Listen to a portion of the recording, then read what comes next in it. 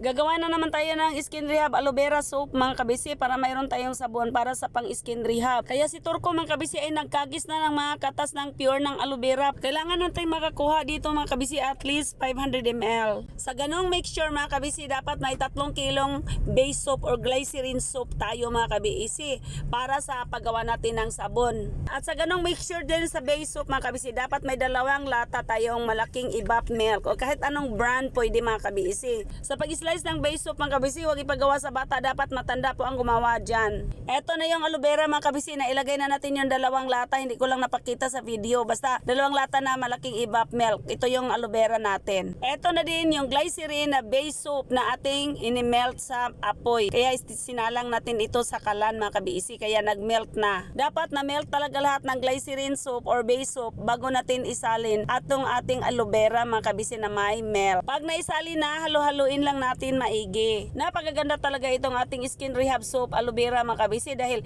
hindi lang sa mukha ito, pwede sa anit, pwede sa alipunga, hadhad, yung athlete foot, lahat ng mga skin diseases mga kabisi pwede ito. Ihanda na rin natin yung 1 basong tubig sa 1 kutsarang asin mga kabisi, dapat i-melt natin muna kasi pagkaluto na doon, bago natin haunin sa apoy, ay dapat ilagay natin yan dahan-dahan yung tubig na may asin. Sa mga nagtanong kung bakit may asin at tubig na inhalo natin sa ating sabon, ayan po ang nagtulong para tumigas yung ating sabon. At nag-purify din ito. Eto na po, nilagay ko na po sa 100 grams na molder. Kaya mga kabisi, kung gusto po kayo mag-order ng glycerin or base soap para makagawa kayo ng sabon na aloe vera tulad ko, ay kayo na pong bahala magdagdag ng anything everything mga kabisi, katulad ng mga pampaganda dyan, yung pampaputi, tulad ng whitening serum or kung ano-ano. Kaya mga kabisi, mag-order lang kayo dyan sa baba, ilagay ko lang sa link para maka-order kayo sa link sa comment section.